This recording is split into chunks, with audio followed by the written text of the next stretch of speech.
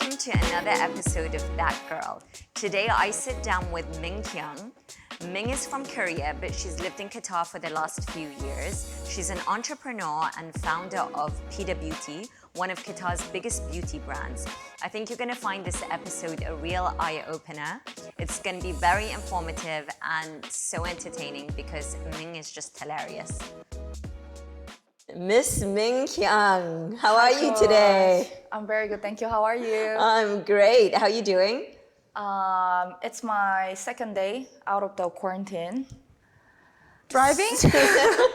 So feeling good. Yes. It's been a while since I saw you. The last time I saw you was when we did that entrepreneur festive hangout, right? I think it was end of December? I think it was, end of December. And then I got sick, you got sick, and here we are. How's 2022 been so far? It's been bad. Okay, love the honesty. Yeah, I mean, to be honest, it's a great number. 2022, even my mobile number, the last 4 digit is 2022. Okay. It was supposed to be, my year, but, the Omicron hit everywhere and it had a huge impact on our business because everyone was, going through quarantine. Even our team members were going through quarantine. So it hasn't been so far that great, but hopefully the remaining year will be fine. Well, you know what? It can only get better from here. So I think so too. Ming, we're gonna go back a few years now. Yeah. What led up to your decision moving to Qatar? How did you end up here? Oh, okay. It's a long story. Back in 2010, like 12 years ago, when I was 18 years old, I was a university student in South Korea, and I was actually going to one of the, a huge national university in South Korea. And when you actually get into the college or university in South Korea, that means that you are free from all the studying 16 hours a day, meaning that you are allowed to travel by yourself to Europe or America or anywhere. Which you did. I've seen all these amazing pictures on your Instagram. Yeah. So what I had decided to do was it was my first summer break in my freshman year. And I was like, oh, I really want to do the backpacking like any other university student. Now I got a scholarship, I saved the money. So let me just travel. And, knowing the Korean culture, and it was even more conservative back then. And also I'm from a little bit of conservative society in a southern area of South Korea. So it was very tough to, even think about traveling by yourself. So I was definitely looking into who can I travel with. Is that for both boys and girls? They look down on it, or just girls? I think it was quite similar, genderless, but definitely for girls, little more taboo type of stuff because it's dangerous out there, blah blah blah. And also my uncle is a police, so there were lots of warnings. But I was really definitely trying to travel with my friends in my class. But there are many reasons, like my parents don't allow for 2 girls to travel by themselves, or financial reason, or time constraint. But that didn't really mean that I cannot travel when I could. So in the end, I told my mom, and I'm the only child, only daughter. I told my mom, I really want to travel to Spain. And she said, no. You're not going? I said, no, I'm going. Spain is a place where it reminds me of passion, enthusiasm, all these what is it called? The bull. Yeah, bullfighting. Yeah, the bullfighting and also the dancing. I forgot. Sorry, the COVID. Flamenco. Yeah, flamenco. So, I'm now growing up. Let me travel and then do what I wish.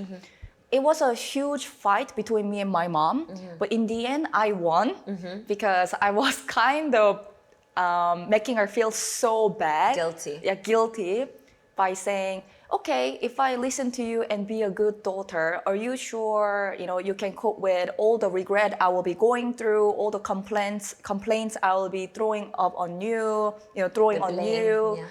Is it okay? And she said, do as you wish. So eventually I landed in Spain, and it was supposed to be a whole month of summer trip. And while I was traveling by myself, I definitely met a lot of older Korean ladies and gentlemen, and I was 18. So it was a perfect opportunity for me to ask these people, so what's your career? You know, like, are you living the life that you wanted when you were back in university? You know, I would be able to ask all different kind of questions because they were actually my age. Now I'm 29, and they were 29, 31, things like that. And they seem so old to you. You thought they're so old. And yeah, I thought they're old. There's not much of difference now that I'm 29. They would actually give me great advices because they were very different people. You know, one of them being a doctor or even like a film director, diverse. So the first time you were exposed to these types of people? Yeah, because in Korea, we have a very strong hierarchy system. So it's quite unusual to meet somebody who is outside of your circle and also from different industry. It's quite unusual. So thankfully, I was able to hear their stories and their advices. And the surprising thing that I've learned during that trip was that most of them came to Spain because they were lost in their lives. They were trying to figure out what's the next. You know, why have I been studying so hard to get a job, to work hard, and then what now? Yeah, what now? You know, and they were at the very end of 20s. So I understood that they wanted to figure things out for their 30s. So during this trip, I've been telling myself, I don't want to live like them. I'm not saying that they're losers, but I don't want to have regrets when I become 29 years old. So that was kind of like giving me even more, like, what can I say, it was boosting me to think about, encouraging me to make the right decision. I was starting to ask myself, you know, now you're 18 years old university student, you know, you're an adult. So you should be able to actually study and research. And so when you left and you went back to Korea, was Granada and Andalusia was in your mind? It didn't leave your mind? Yes, because I made a decision already during this trip in Spain. For the next time, I'm going to visit one of the Arab country. Okay. So that was already decided during my trip. After Granada, I went to, you know, Valencia, Barcelona, but already decision was made. While I was searching for university options in the Middle East, and then QF popped up. Yes, so I was searching all the top universities. Especially that my university in Korea was a decent one. So I wanted to upgrade rather than downgrade. Of course. So I wanted an American university, but that is also very powerful globally. So I found New York University in Abu Dhabi campus and then Qatar Foundation. And I felt like, you know, people are more aware of UAE because of Dubai, and Doha, Qatar was a little bit less popular, as in like unknown compared to Dubai.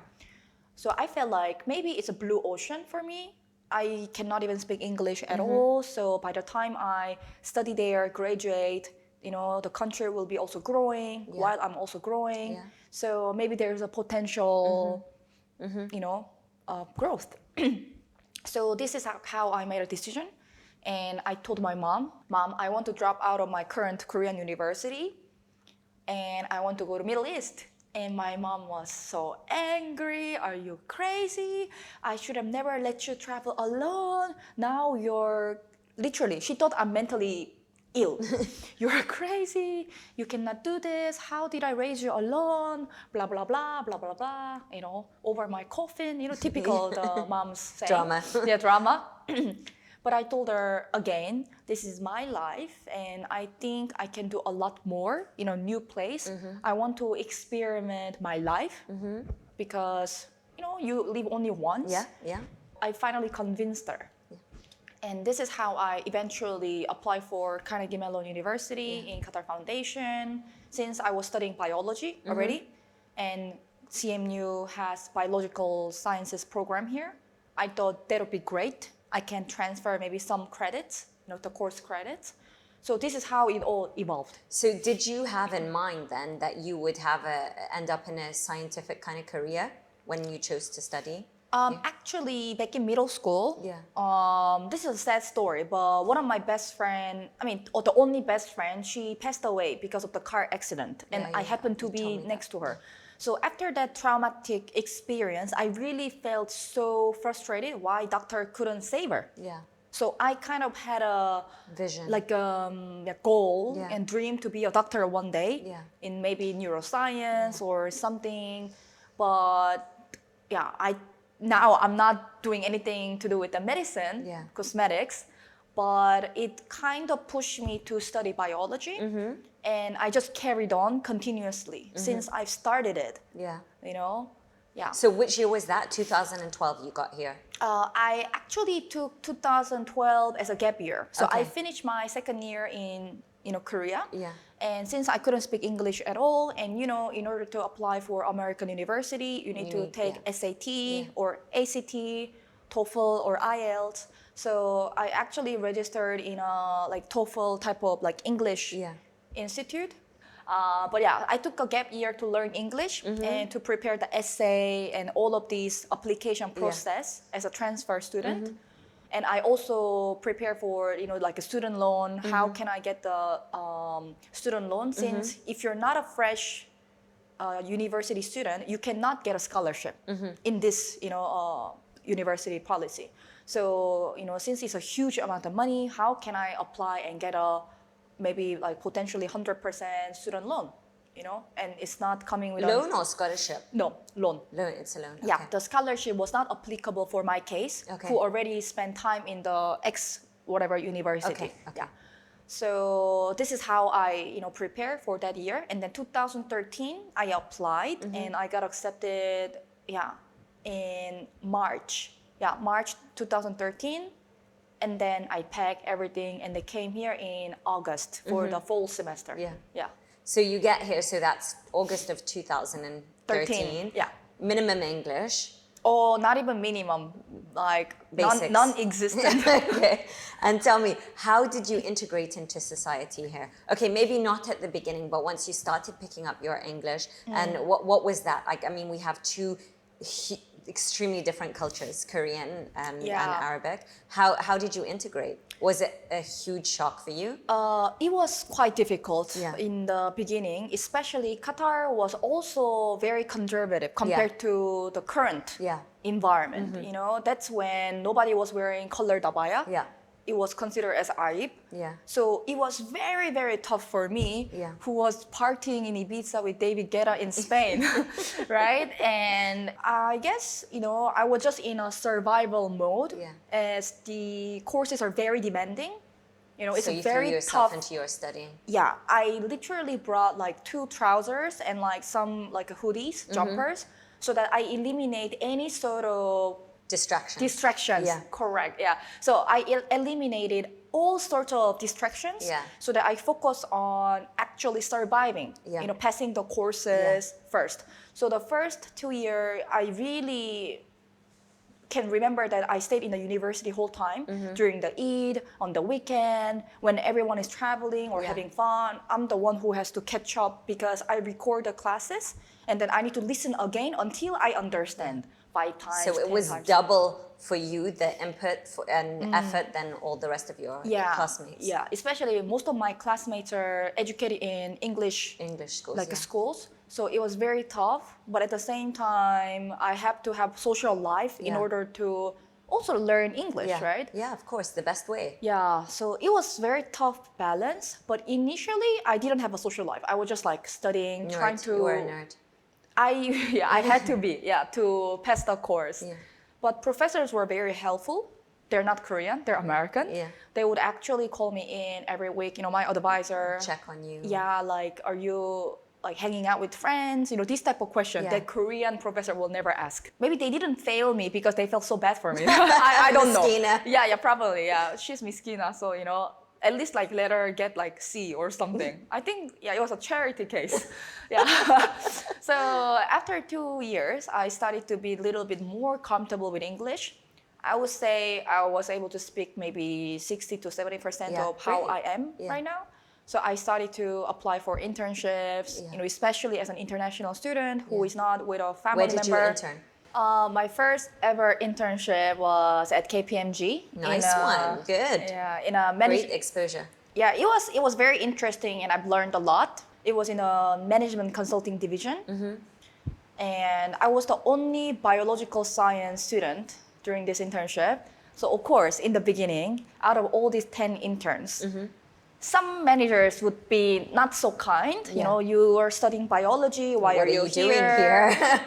Yeah, but I can say that I was the only one who got a job offer after the internship, but I was still rising third year student. Yeah. So I just like said it in a very diplomatic way. You know, I think it's too early for me to make a decision. Yeah. But in my mind, I was like, I can do better. Yeah, I think I can do better, you know. So fast forward to the end of graduating, and then did you think you'd go back to Korea, or was your plan to get a job in Qatar? Oh, yeah, that's an interesting story. So I graduated in 2017 May, and I actually got a job offer from a international company here based in Doha. Okay. And my plan was to learn as much as possible in Qatari market as my end goal, which came in my third year and fourth year, was to build a business between Korea and Qatar in the future. Okay. So I didn't know what would it be, which industry, when exactly. It was just your vision. Yeah, like at some point, right? 3 years later or 5 years later, I want to do the business. So why not like staying here and understand how the market operates? But then after the job offer, I was spending my little bit of vacation in Korea. And I graduated from a very difficult university. You need some time out. Yeah. And then after a month from my graduation, I heard that the blockade was initiated against Qatar. And it was during the Ramadan. Yeah. I was so shocked. What does it mean by blockade? Okay, in Egypt, it was a revolution. Yeah. What is this blockade that I've never even heard of before? And then, of course, just as expected, 2 weeks later, this company informs me that the hiring process is all frozen and canceled. So I lost the job before I actually started the job. And I was in Korea. So my mom was so angry. I shouldn't have sent you to Qatar. Typical moms, they always, I don't know why, yeah. Anyways, I told her, chill. I can still get a job. Like now I have a good degree. Come on, leave me alone. And I actually ranted about this situation on my Snapchat. And that's when I wasn't a social media, figure. And probably I had like 200 to 300 viewers, like my friends and their friends and cousins, things like that. And I was complaining, should I go to Iraq? Should I go to Syria to get a job? Madri Shunu. I was just like, complaining. And one of my followers turned out to be my senior, from my university, who was currently, that time, in South Korea. A Qatari lady who was based in South Korea. And her husband was a diplomat, Qatari diplomat. In the embassy. Yeah. So somehow she, thank God, and also thanks to her, she talked about me to her husband, and her husband said, actually, we're recruiting, blah, blah, blah. And embassy actually reached out to me. Yeah, Qatar embassy based in Korea. So I told my mom, Qatar embassy wants to have an interview with me, but I'm more of a commercial person. Yeah. I don't think I am suitable person for the government. And then she smacked my back. Who are you to say no? Go get a job and figure things out later on. I said, you're smart, thank you. So I actually did an interview, but it was more about, I guess, them confirming that I'm not a ghost. Yeah. Yeah. So they immediately offered me a job, especially that I lived in Qatar and I know the locals. So I started my first job as a consular officer in Qatar embassy. Okay. Yeah, 2017, immediately in July. Wow. Yeah. So that was a great opportunity, and it was so random. Suddenly, graduating from bio program and getting into the diplomatic, field. It was quite interesting. But what helped me to get into that was me having a minor in business program in Carnegie Mellon. So the Ministry of the Foreign Affairs in Qatar, they actually require this, the certificate of the minor in business. So I think that's how, it all like started. Yeah, happened. Started. So how long did you work in the embassy for? Not too long. Initially, I was planning to spend like minimum 3 to 4 years because it's a wonderful opportunity, and also it allowed me to pay off the the student loan without like actually like paying a penny. Yeah. It was great, and I was living in Gangnam in a nice studio. Everything was wonderful, very flexible. So many holidays. Yeah. Not even imaginable. Yeah. But of course, I cannot sacrifice because of this kind of comfortable life. Yeah. After 1.5 years, when I had an opportunity with my current business partner to open, Pida Beauty, I informed the embassy. So was Pida Beauty? Did you and your partner come up with it together? Was it your idea? It was my idea. Okay. Yeah. So actually, the moment I started working at the Qatar embassy during my probation period, I think second month, I felt like okay, now there's nothing much I can learn because in government places, there's nothing much you can actually add. Yeah. There are certain protocols that you need to follow. You cannot really like develop, because it's not a corporate world. So I started to develop the Pida Beauty concept by myself for the future, maybe for the 3 years later. So when I was having time off, after the work, I would actually think about the name. What do I want to call it? Because I really wanted to do the beauty business since I was a university student. But that's another story. Yeah. So this is how I came up, and I worked on the concept, started to negotiate with the major brands in South Korea. These are huge companies that have like huge building under their name in Gangnam, like 15-floor building, So these are not a joke, but initially they didn't really want to take me seriously. You are a small individual. How can you bring our brand and represent in this unknown country? So I would be very brave. I would be very courageous enough to say, if I leave this place, there will be nobody who will want to represent your brand in the Middle East. Okay. So I was, still young, fresh graduate. So I started to negotiate, explain why I can do better, especially when the Middle Eastern market has a high barrier to enter. Yeah. Because you need a local partner, and then blah, blah, blah, blah, blah, blah, WhatsApp. So I explained everything, that I have everything there. So this is how I convinced them. Yeah, so I basically... And what level are you talking at there? Are you talking to sales managers? Which kind of level of people were you talking to in those organizations? Actually, it's so funny because some case is a vice president or CEO. Okay, straight away you got access to those kind of people. Yes, this is like kind of like strategic movement. I would follow their Instagram. I would engage with them for many months. Yeah. When they do IG live, I would always pitch. I'm Min from Qatar, so that they remember me, and I would always ask questions. And was your following already big at this time? That time, yes. Yeah, it was. Yeah. It was a little bit. Yeah. Okay, so then how the move back to Qatar and like starting the business?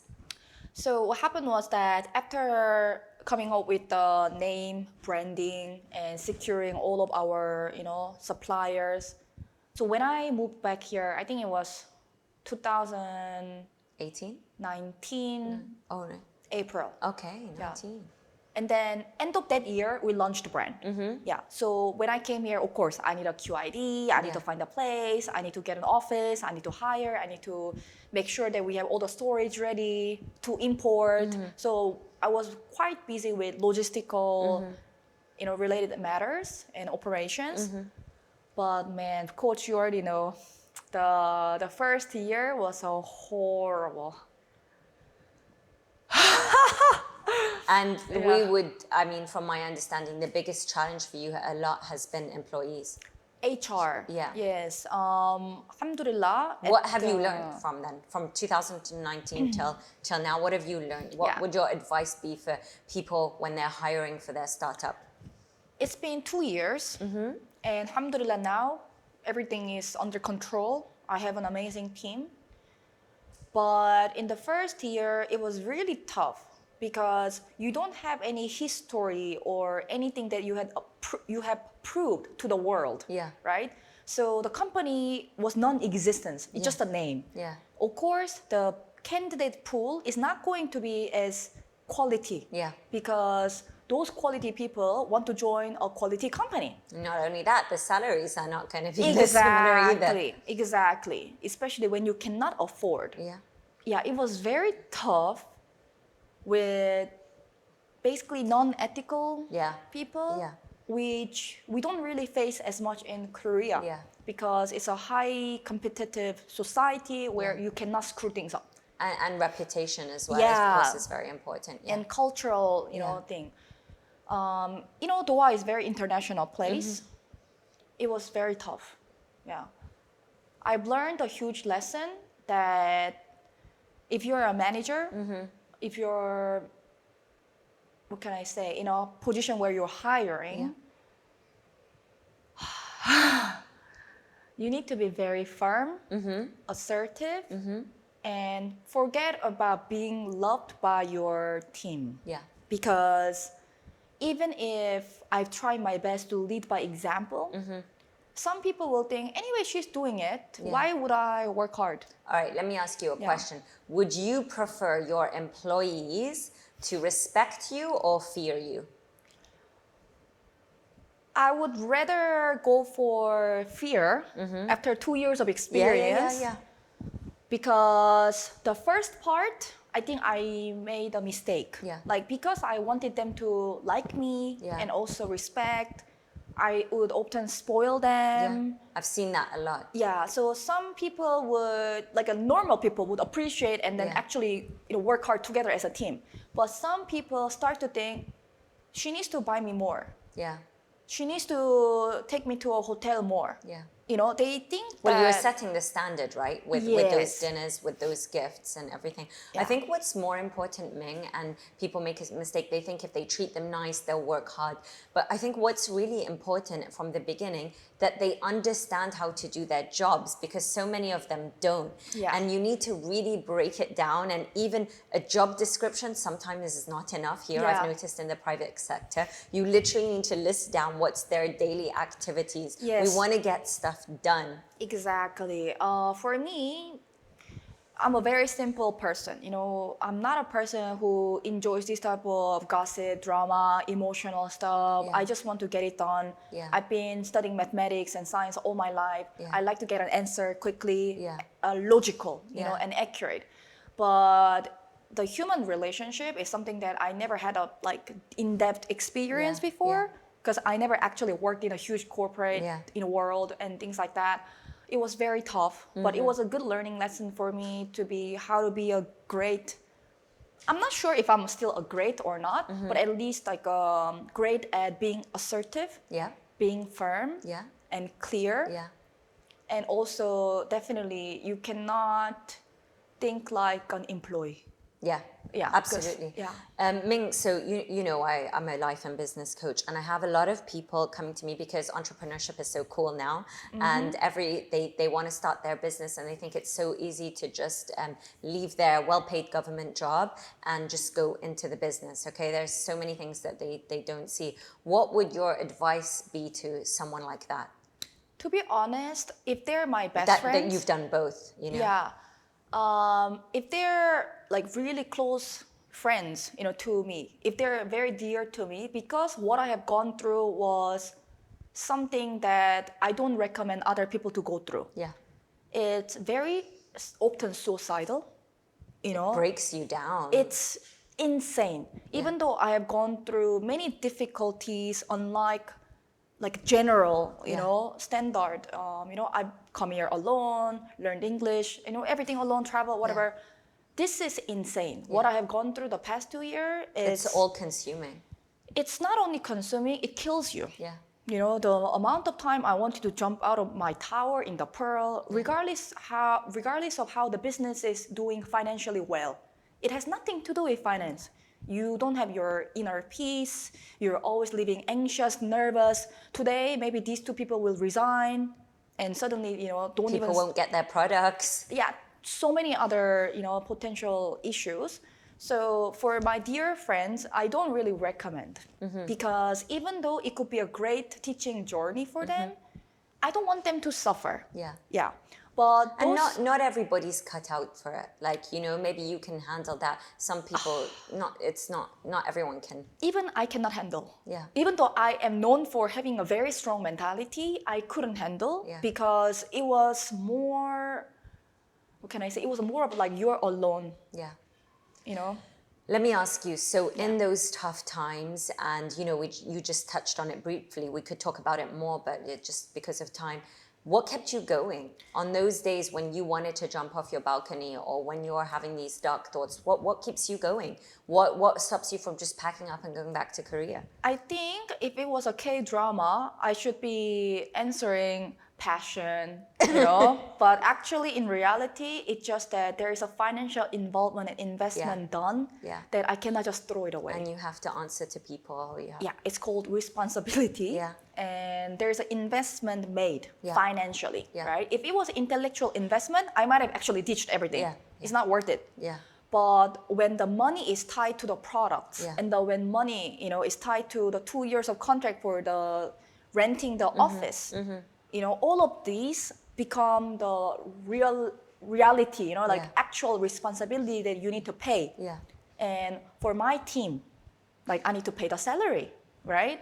So it's just that there's no option for me to, you know, like stop moving forward. So I just kept going because there's no option.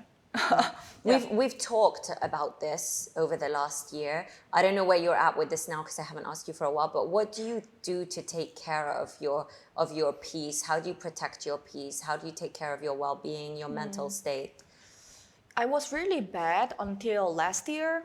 But starting from like after our second year anniversary, end of last year. Wonderful event. Yeah, it was amazing. So after that, I started to notice that our team is becoming more mature, more reliable. And everyone, you know, in my current team is like sensible and responsible human being. This is what like I all ask for. Nothing extraordinary. Takes some time to get there.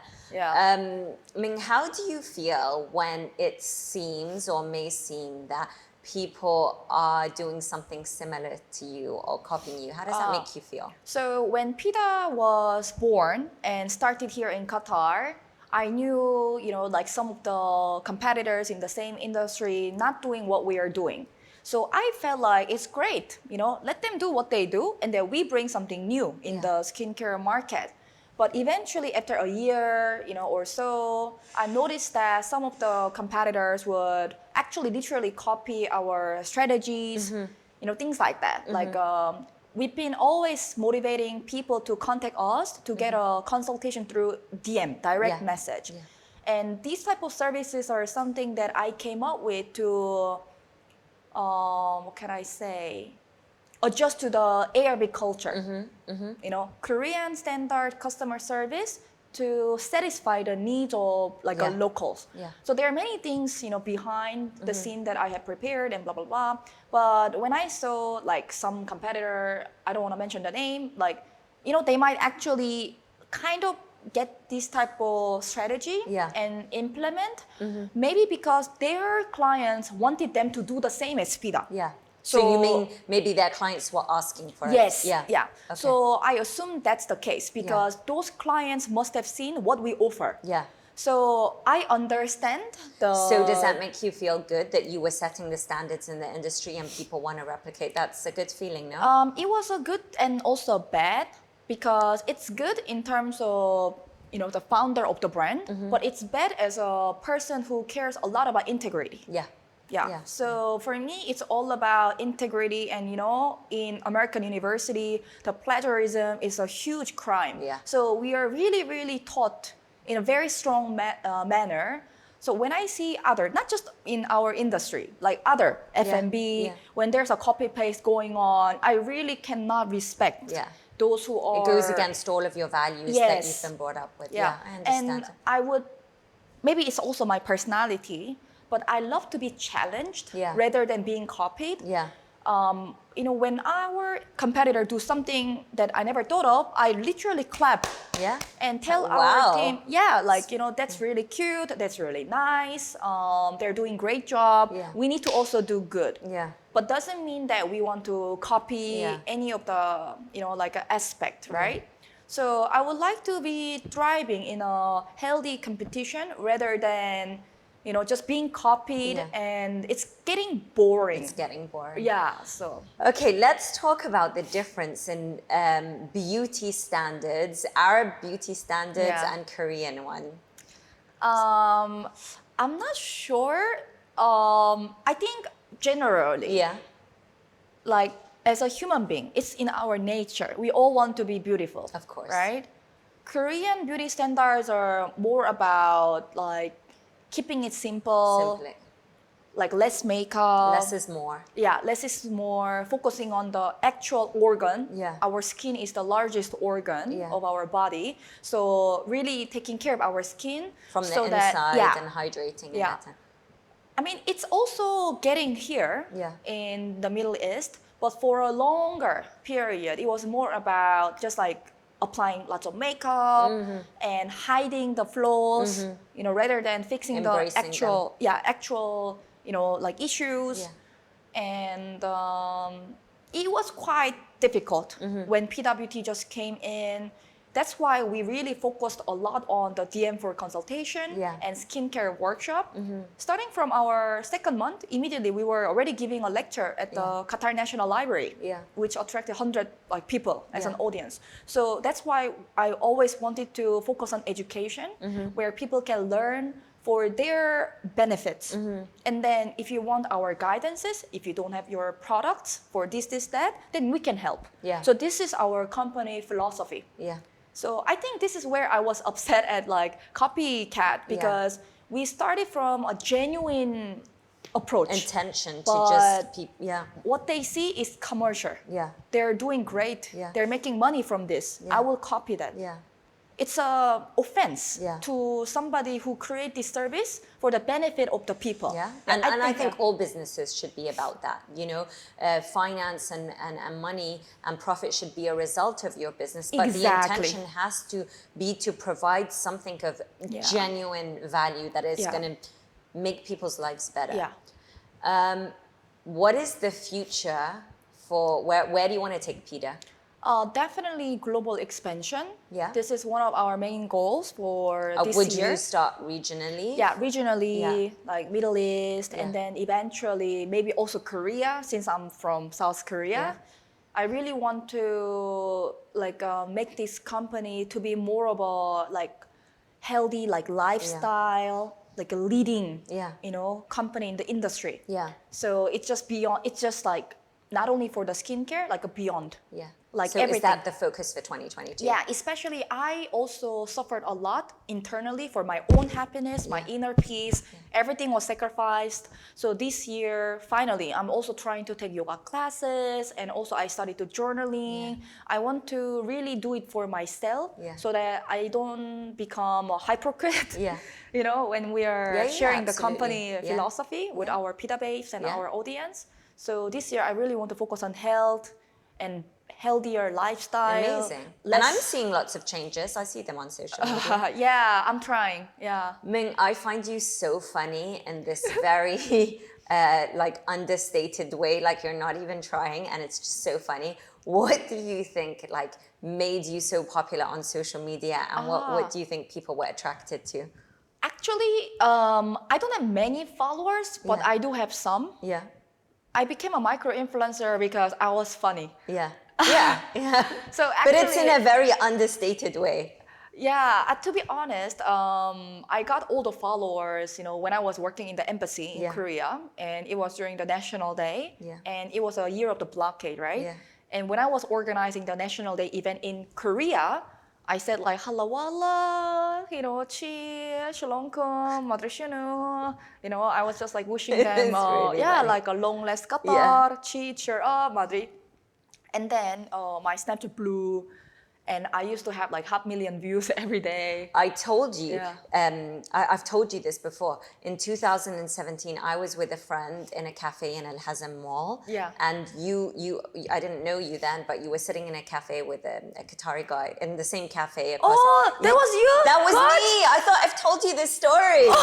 So That was you. That was That's me. true. So I was sitting with my friend, and then like these little teenagers come up to you, and they're like, they ask for a selfie, and they're with their my dad. God. And then I say to my friend, "Who's this chick? Is she like a K-pop star, or like who is she?" And she's like, "I don't know." And then you came and asked. no, I didn't Then come and who ask. was it? That was it. Then I hadn't spoken Oh, to then you. it's and- another people. Yeah. Then we spoke again. We met each other. Yeah, on, that's true. Yeah. Yeah, I was with one of my classmates from Cornell that time because I was visiting. Yeah. Because after I got stuck in Korea, I didn't come back. So I just wanted to meet my friends, blah, blah, blah. And that's already a couple of months later since I became popular on Snapchat. So some of the young fans, even like older. But does that moms- happen a lot now in 2022? People come up and ask for selfies and stuff? Yeah, still. Yeah. It used to be a lot more Yeah. back in the days, but now it's becoming more of a Pida. Yeah. At that time it was just like a min. Yeah. But it's more about, oh my God, Pida, Yeah. Pida Beauty. That's Yeah. so cool. I mean, you have such a busy life. I love following you around on Instagram. It's really funny. If your current life right now, if it were a song, what song would it be? I'm sorry, but I don't listen to songs. At all, not even Korean music. No, I don't have There time. is no fun song like No. okay, what type of song would it be? Would it be a romantic song? Would it be like a dance song? What I kind mean, of- I don't really. Actually, I'm famous for not listening like songs since I was a student. By the Okay. way, so when everyone is like listening to like Drake or Rihanna, I don't know anything. So you don't have a favorite singer No. at Yeah. all? But what I do for many years Yeah. is like I don't know what's English. I like to listen classic. It's Yeah, kind of okay, boring, but I okay. like to listen classic okay. or jazz. Okay. So it would be like a Beethoven or something? Yeah, Beethoven. Like, dum dum dum dum. Yeah. Dramatic. Yes, that's Okay. my life. Okay. Min, You can thank associate. Thank you so much for taking out time out of your schedule to be here. I really enjoyed sitting down with you. Same. And I hope like we gave you something to learn from Ming's story. If you are thinking about starting a business, think it over and over again 100 times. definitely. Do your research, do your planning, and just get some really good advice and mentorship. Ming, Thank you so much, girls.